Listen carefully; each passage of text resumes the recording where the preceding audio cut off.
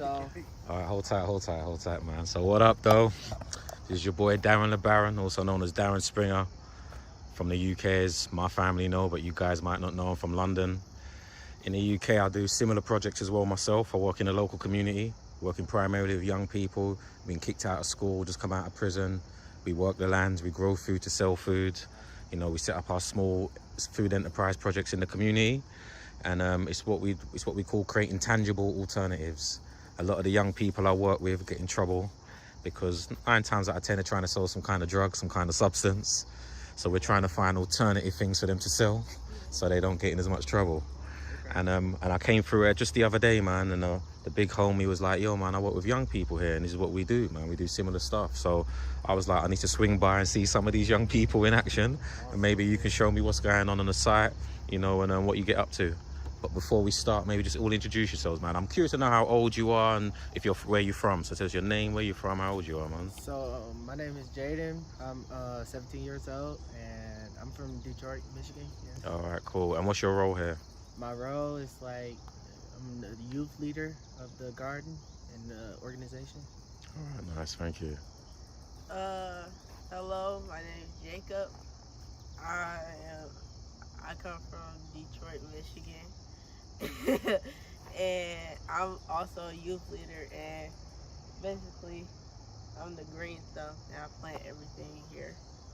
All right, nice, thank you. How you doing? My name is Broderick Wilkes. I'm the treasurer of the organization Rescue My Nature Now. I'm also the director of the program Farm and Finance, where these youth leaders help us transform neighborhoods like this. All right, nice, thank you. And I am Janae Frazier. I'm also from Detroit, Michigan, and I'm the content coordinator here. All right, nice, thank you all. And so what goes down here, man? Well, basically, we take vacant lots and we turn them into gardens, and we grow our produce and stuff, and we sell it at markets, and we also eat it for ourselves. All right. So basically, what they teaching us is how to produce for ourselves and for others, and how to finance our produce. So, so we grow our foods, we sell it to others, and It's cool, man. yeah, and they help us learn how to save money for ourselves and for the future. Nice. If I'm right, the project's called Farm to Finance, something like that. One of the projects, yeah. All right, so you're being taught like entrepreneurial skills. Yes. All right, cool, man. So, how long have you been involved there? 2-3 years. Okay, and yourself? 2-3 years. Yeah. That kind of time, So yeah. the nonprofit was born 2.5 years ago, and Farm and Finance along with it. All right, cool. So let's do this, man. What you got growing? Show me around. Come on, Jake. So, right here, this is Jacob plot right here. Everything in here, Jacob grew. Yeah. So most of the stuff he know more, like lemon balm, tarragon, beets. We got sage. We got, I think these are potatoes. Then we got cabbage, lettuce, kale, zucchini is in here. And what else, Jake? Onion chives. Yes, onion chives. You also got some more kale growing in the back. And we also got dill right here. Okay. Marigolds is also here. We got tons of flowers too. What's the flowers for? Some flowers are used to keep the animals away. So we use marigolds for the smell to keep the animals out of the garden. Okay. Yep. So here's a sunflower here. Yeah, I think this is sunflower. Yeah. So you have like what we call companion plants, like pollinators. You got different flowers in there for different purposes. Yes. All right. Yes. Do you eat these flowers? Not all of them. We use these marigolds. We use those to make our tea. Okay, cool. And me and my little brother been thinking about starting a tea business. Nice, with nice, the nice. stuff we grow in here. Okay, cool, man. What's your favorite kind of tea? My favorite kind of tea is mint, goldenrod, and lemon balm. Okay, and you've got all of that growing here on site? Yes. You can make that yourself? Yeah. All right, all right. So mine is, I like raspberry, but then I also add lemon balm, tarragon, and mint in it. Okay. Again, all growing on the site. So you're just producing your own plants, making your own teas, eating your own food from it all. Yeah. Nice, nice, nice. So we keep on moving down. We got more mint here. We had raised beds. We took them down for right now, so we can have more space to grow. Right? Don't get too close to I can feel it, man. Tomatoes. Here's our tomatoes here. You see, we picked a lot of them, but it's more almost ready to harvest. Back here, we got our zucchinis, and we got our squash this way. So we keep these together because they help each other grow more. Companion plants, basically. Yeah, nice. So we put some other things in there also, like tarragon and tomatoes, because they all help each other grow more, taller, and stronger. You know? So with the weeds though, the weeds we have, like this is thistle right here, we use cardboard boxes like that, and we smother them, and we put dirt over it, and later on that cardboard will turn into compost. And what happens to the plants that you cover with the cardboard? They first they would dry out and they would die, and then we would use that as nitrogen, and it will help break down the cardboard faster into compost. Okay, okay. And you leave the board, you leave what has broken down on the soil there? Yes. Okay, so do you have like your own, do you have a compost heap? Do you have a compost? Yeah, dedicated composting system? So how do we compost here, guys? We use these sub pods, and basically we'll put our food waste, trash, tissues, paper towels, all that stuff we'll put in here, and it'll break down eventually, and then we can use that as our compost, our dirt. And we also put fish in there, and it helps break it down faster. And we'll also put some of the compost, we'll put them underneath our plants to help our plants grow faster. Before you put them in the ground, like in the hole. Got you. Nice, nice, Look nice. inside, Jay. This one empty, I think. Oh, it's this, you can kind of see something. There's some stuff. Okay. That's some nice, good stuff there, man. Yep. So I can see diversity in there already. Different forms of life. And I guess they're all just eating the matter and breaking it down. Yep. Good stuff, man. Yep. This is our newest pod, so it's not a lot in there. Our other one is down that way. It's more in there. We also use the tumblers, right, guys? Yep, we use tumblers. So I guess with we can those, make our way down. yeah, we're gonna make our way down there. So what else? We still got a lot of stuff over here. We got eggplants, tomatoes, cucumbers. What is it? Okras? Okras over here? Uh, Tomatillas, tomatillas. ground cherries, peppers, jalapeno peppers, actually. And we got other peppers too. And that looks like it's all. That's all that's over here. We keep those together. So we have a bunch of tomatoes here, right? Bunch. We have a lot of tomatoes. Like this is a group of tomatoes here. And right there, that's a group of tomatoes over there. Behind you is a group of tomatoes. I think back that way. There's some tomatoes. We put them in cages so they won't grow on the floor, and we keep them out the ground. Got you. Okay, cool. If I'm correct, is that corn that I can see there? Like just put one corn? Yeah. That is corn. That is one of the only corn that we seen actually sprout out. Okay. And Because there's a technique that we use. I know it's an indigenous American technique known as the Three Sisters. You familiar with that? And that's where you grow your squash on the ground to cover the soil cover. You get your corn growing upright, and then you can grow beans or peas around the corn. Yep. We passed our beans on the gate over there. We grow our beans on the gate, and the vine will go around it. Yeah, got you. Nice. All right, let's make our way past the sunflowers. So Tharmond has bees. He have bee farms. So he have just about over.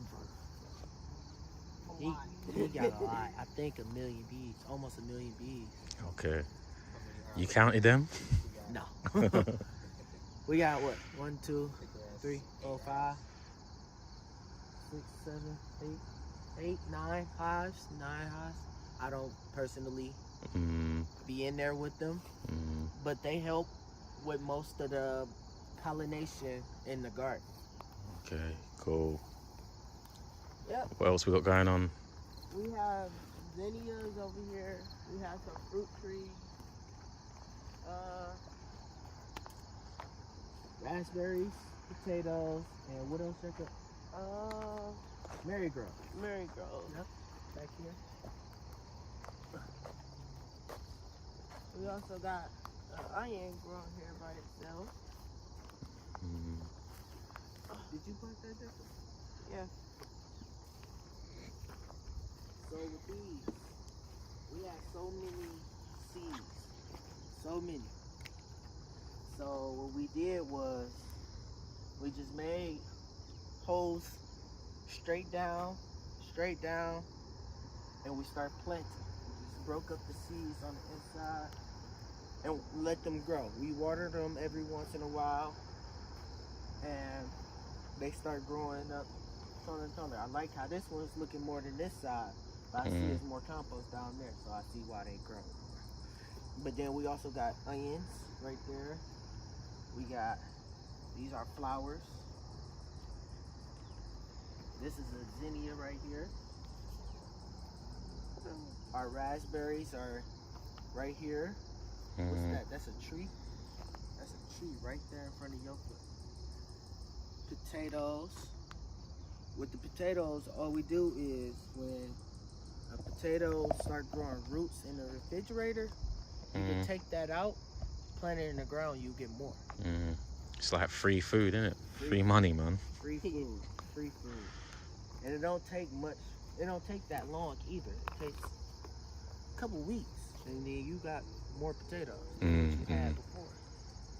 That's a win. Nice. And then our tumblers are over here.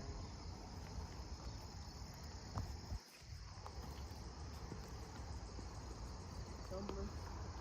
This is where we put our other compost at.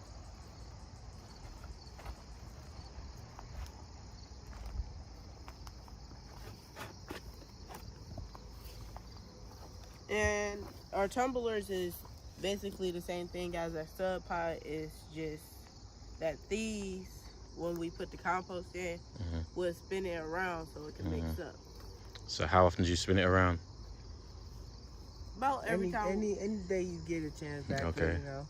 Why are you spinning it around? What's the benefit? So it moves the food around on the inside. So like say if the bugs, it helps break it down. So if the bugs ate everything on the inside or on the outside, it mixes it around so they could get something else, something different. Okay, cool. Break everything down. Yeah. So when we have our ones on our site, we have to what we call turn our compost. So with the same process, it speeds up to break down the organic matter, and then it aerates. It brings in air, which allows it to oxygenate, which allows all those little microorganisms to do what they got to do and break it down. I'm sorry. Y'all got the That's what it's called? Have we got? Yeah. Nah, man, we're just old school. We just got a big pile. We go in there with our shovel, Oh. and we just turn it manually, man. We just move it from one pile to another pile, you know, every few weeks after a period of time. And we have what's known as like 3 stages. So we put everything in one area, then, you know, maybe like 9-12 weeks later, we move it over to the next pile, and then another period of time we move it to the next pile, and by the time it's in the 3rd pile, it's all broken down and ready to use again. Yeah, like we got a compost hill over there past the gate. Right. Compost hill. We use that too for the plants. Okay, cool. And then recently we took some of these plants in. I think these are open.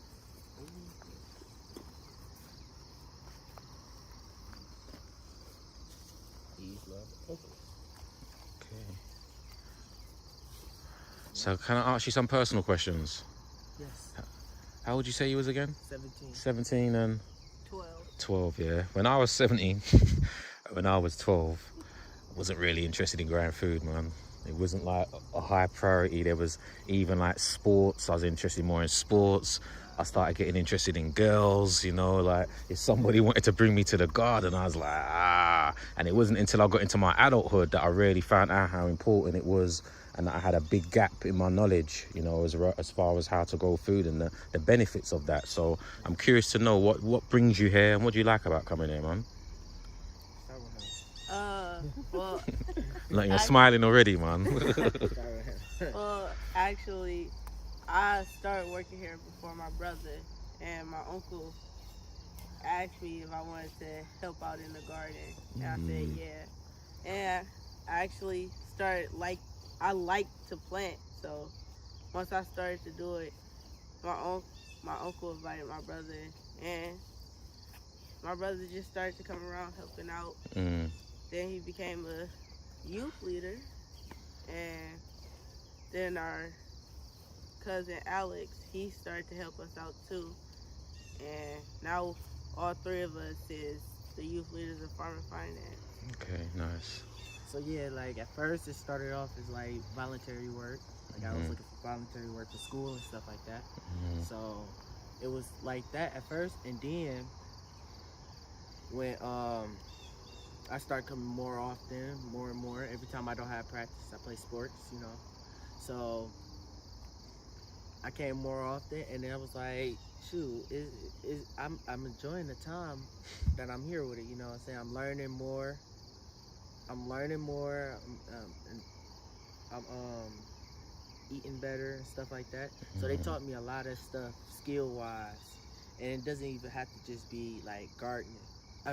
Gardening. So they teach us other skills, as in we working on that house across the street too, and lawn maintenance. So we keep up with all the lawns on the block. We cut that, we harvest the fruits and stuff like that. We do all that over here. So I was like, this is a good opportunity for somebody to come, and I was happy that I'll join. All right, I'm interested to know, what do your homies think, man? Have you got all your friends interested in gardening and growing food? Mine's be surprised. They're like, what? You work on a farm in Detroit? Like, there's a farm here? And I be trying to get them to come over, but sometimes they don't come over. Sometimes they don't show up. Got you. But it's still new to people. So I got time. I'm gonna be with them for a while, so I know they go come around Sunday. You know what I'm saying? It's a good attitude. What about you, homie? I actually don't have many friends. All my friends, I don't know. They not that interested in this, no. So that's why I got to give you 2 more power to you, because I know when I was your age, it wasn't too cool to be out here, man. And I was on some like, I'd rather just go play football with my folks. And it became embarrassing to some degree to be like, yeah, you're going out, you come back looking all dirty and smelling like plants and stuff.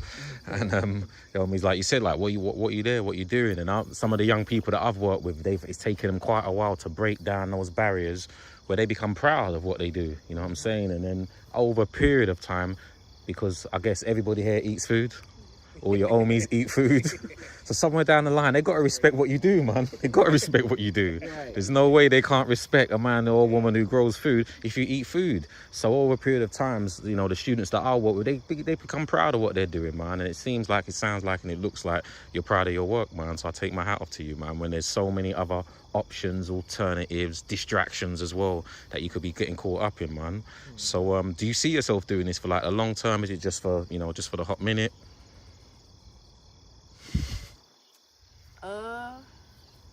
I see my.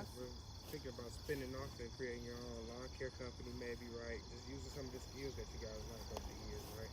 Yeah. Yeah, So man. like, I'm finna be in the Marine soon, starting this year. And I was thinking, like, if I'm ever in battle or something like that, or I'm ever stuck in the wilderness with them or something like that, I would know what food, what plants is edible or safe to, you know, pursue in. So, Yeah. So I was like, that's a great thing to have, because most people won't know. That's most right. people will be out there starving or something like that. Dude, that's really important, man. I always talk about the fundamentals in life: food, clothes, and shelter.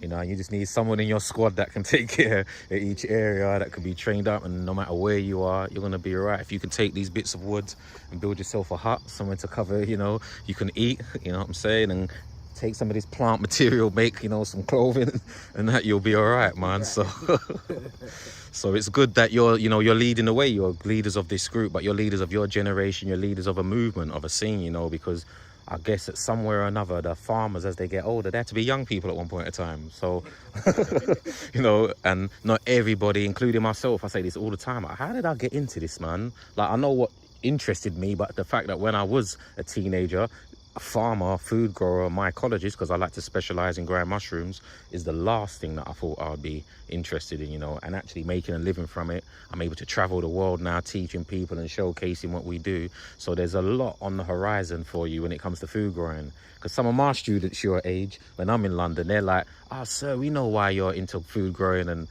horticulture and all that." I'm like, "Why?" And they goes, "Because you failed at life."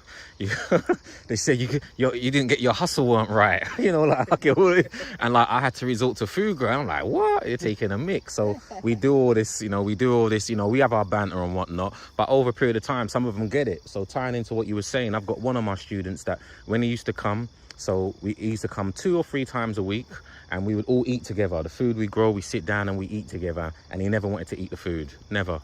He just like, I don't eat this. He used to have a little scoot moped, so, you know, powered bike, and he would always just shoot down to McDonald's, man.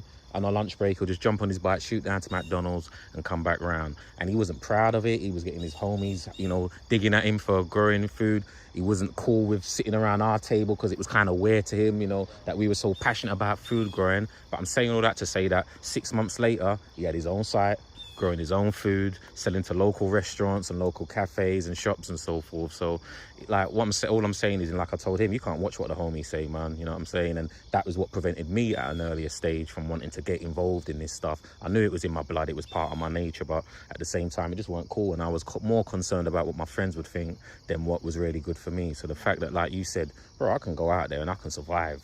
You know what I'm saying? If shit hits the fan, you know what I'm saying? Or all grown. Like, I know what I got to do out here, man. So that's really important and powerful skill to have, man, because I know there's many other skills that we've got that don't serve us, or even skills that we're taught in school. You know what I'm saying? They're not teaching us how to really survive out here, man. So you're picking up life-changing skills, man. So I take my hat off to you, man. So is there anything else, though, that you'd like to show me about the site, that what you're excited about this space, what makes you excited? Not on this side. Did you show them the pumpkins? Cantaloupe? It's in the back of it. It's in the back of it. Oh. Yeah. So. Yeah. So yeah, just finish the tour. Go back around. Cool, man.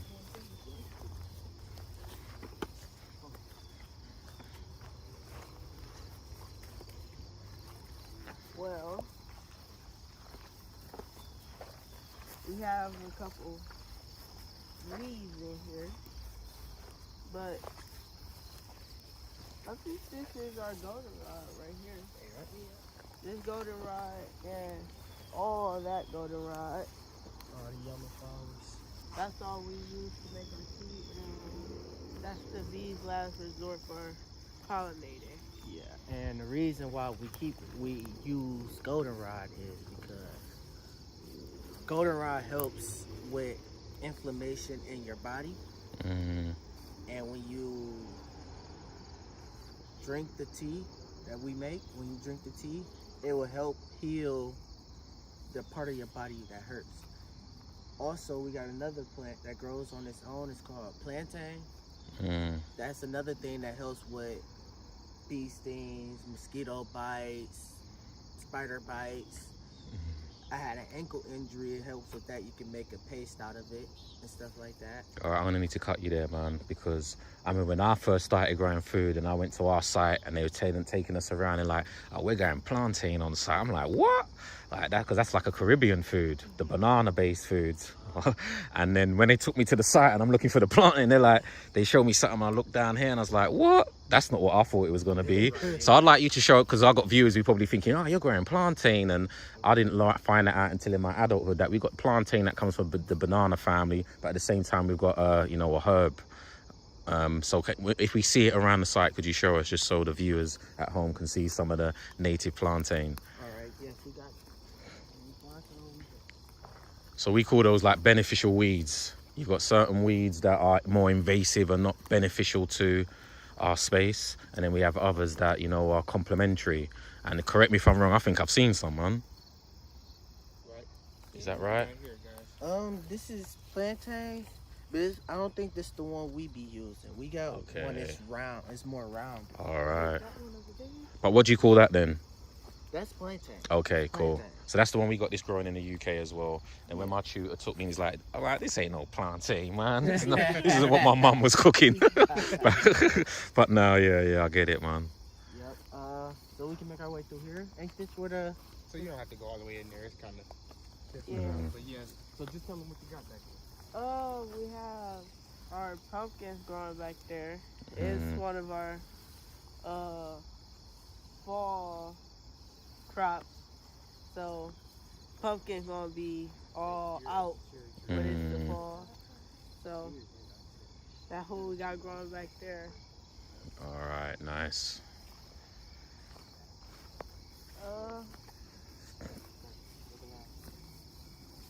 So I found a piece of our plantain here. Okay. It's a smaller kind, right here. So what we do?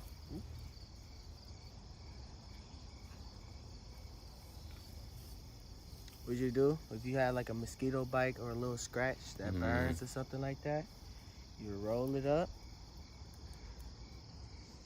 You'll take a little chunk out of it, here, just to activate the medicine, and you'll rub it all over the spot where it's itching or hurting at. Yeah. And 2-3 minutes later, you won't even know it's there anymore. Can you vouch for that? Yes. All right. I think we all can. I got bit by mosquitoes a lot. He got caught in a wasp nest. Oh, And I jeez. found them some plantain. Yeah. My uncle got stung in the head by a bee. Yep. We found him some plantain. Janae, Immune. Okay. she just lucky. Lucky. So our cherry trees are right here. The deers had got to them. They be one of our enemies. So you got deers in the hood, yeah? Yeah. They're one of our enemies in the garden. So it's interesting. We have what's known as monkjack, which come from like the deer family. They're like kind of like small deers that are on our site a lot. And we're a permaculture based site, so we believe in barriers rather than traps and stuff like that. Yeah. But yeah, those guys, we got a vineyard, so they were forever coming and stealing the grapes. So we had to set up an electrical fence, man. That was the only way. Like it was like a last resort, but it was ours was 'cause we'll right come back over it. Yeah, so but it was all of that, and then certain days I remember it was funny because I had a group, we had a visiting group, and I was giving them a site tour, and all we could hear was this crying in the background. And when we actually got there, there was a deer, a little baby one that was caught up in the netting. So you know, I was shook, man, because it was there kicking. You got to go and try and grab it, and it's kicking it, even though it's a little, you know, little thing. It's tough, man. But yeah, we had to find different ways of creating barriers and measures, and they jump over stuff and burrow their way through stuff. It was really challenging, man. So the electric fence became our way of doing things. And every time we told the young people, be careful, we've got an electric fence there, the first thing they wanted to do was touch it. Yeah. I ain't gonna lie. I'll do it too. Yeah. They're like, don't lie. This is actually one of our beehives. Oh, geez, I can see them. Yeah. Yeah, you got that, Jacob. I actually want to go in there and observe the beehive. You want to go in? Yeah. Okay. Actually, inside, like. Just to Okay. I feel like bees ain't that scary since I got stung by wasps now. So, yeah. I think the OG Moody was telling me, yo, man, like with all of these insects and animals that we might consider dangerous, or, you know, we need to build a relationship with them. And I think it's like once you have knowledge of the organism, whatever it is, you know, and you're aware that, well, it's not out to get me, you know, like a shark isn't in the water trying to find a human being. These guys are, you know, and neither are bees out trying to sting you, you know, they're out trying to find flowers and get it. So it's just understanding their role and what they get up to. And the best bet is probably just stay out of their way when they're doing it, just like you would want them to stay out of your way. And then when they come and buzz up, you're like, you know, I've got business to do. You got business to do. Go about your business, man. That's what I tell my students, because a lot of them are scared of bees, as well as worms. Them bees be out to get us stuff when we working out here. Crazy out to get us. All right. The other day we was pulling the, harvesting the tomatoes, and it was just like all the bees was like, don't come over here. Then I would pay attention. I kept going away. Yeah, man. I kept going away. So back here we had more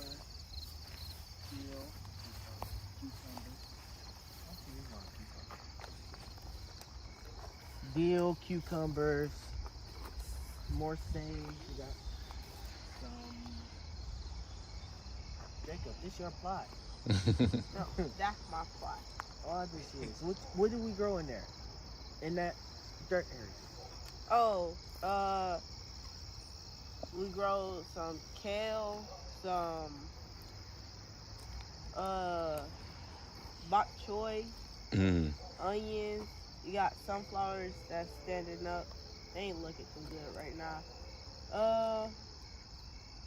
We grow. That area is just Carrots. a whole bunch of stuff. All right. There's some carrots in there too. So all this food now you're growing, where is it ending up? Where, you know, and where's your goal? Where would you like it to end up? Well, right now we actually selling at the farmer's market. Do you sell it at the farmer's market? Yeah. You guys are at the market selling as well, yeah? Dope. But I want to end up like selling it to grocery stores, all this stuff, selling it, you know, everywhere where everybody could buy it. Sure. You know, Jacob's produce everywhere. Everywhere. Oh, is that it's already got the brand, yeah? All right. And I'm curious to know, so do you use any synthetic or pesticides or anything on site? No. All organic? You got All organic organic. processes? All organic. Our thing is if the bugs like it, we love it. Because that means there's nothing wrong with it. All right. And there's a little this is the exchange, man. So something that my elders taught me was that as a gardener, cultivator, you got to learn to grow in threes. So you grow for yourself, you grow for the bugs, and you grow for your neighbors. Because sooner or later, your neighbor's going to be looking over the fence saying, oh, them squashes look nice. Can I get one? You go, all right, cool, man. I was thinking ahead of the game. And then when the slugs and the snails are out eating your lettuce crops or whatever you like, that was for you. But make sure you get your third, man. You use that one and not this. Yeah, you got it. You know, but it's about sharing, man. That's what diversity is all about, man. So yeah, I appreciate that. All right, cool, man. So where do you see yourselves, man, and this project in like if I'm going to be here next year, if I return in a year's time, you know, where do you see yourselves in this project? We'll have more. We'll have more. Like We got this side right here, and on the other side by the shed, we got some more plants over there. So that's your butterfly garden back there, right? Yep. Then across the street we have a pollinator garden. Okay. And then on the remaining lots, we make sure we preserve the biodiversity, right, guys? So that's something we always make sure we watch for when we're cutting the grass and maintaining the lots around here, right? And then we also just expanded now, so we're rescuing a few more lots. So we have 20 coming down the pipeline. So you'll be seeing us make our way across that street that way and across that way too. Okay. Next year. All right, so I'm going to be back next year, if not physically, definitely virtually, man, because the technology's there to enable us to do that. And I guess, yeah, you got it, man. But nah, again, I have to just take my hats off to you guys, because I remember, just to share just a bit more, you know, being in the UK, because I came here in 2014 was the first time I came to Detroit. And I was aware that there was a lot of abandoned lots and, you know, there was a lot of, you know, urban food growing initiatives taking place in Detroit. And that was a big inspiration to us in the UK and well, around the world, but as well as to us in the UK. And, you know, I really hoped and I visioned and maybe we could still pull something off, man. I want to do like a student exchange, man. Get some of my students come and seeing what's going on here and some of the ingenious ideas around growing food. And then we could exchange some of ours because we're in the hood, man. And the crazy thing is we don't have as much space as you guys, man. We got balconies and windowsills, primarily what we're working with, because they just got us in big tower blocks pretty much where we live. So when we find abandoned spaces in our community, it's amazing because then we know what we can potentially do with it. So, you know, having minimal space, not a lot of money, not a lot of resources, it creates you to be geniuses, man. And I know that that's what I'm seeing in front of me now, man, as well, with all the challenges that Detroit has had over the years. But to know that there's a future generation able to make shift happen, I'm really inspired, man. So I'll take my hat off to you, keep up the good work, and I look forward to seeing you in a year and see how the growing and development is taking place. Any last words, though, for the camera? Be sure to talk about your bee calls, honey. How do we find you? Even if I don't know if you got a website, if you got Instagram pages where we can kind of follow you in your journey, that'd be cool.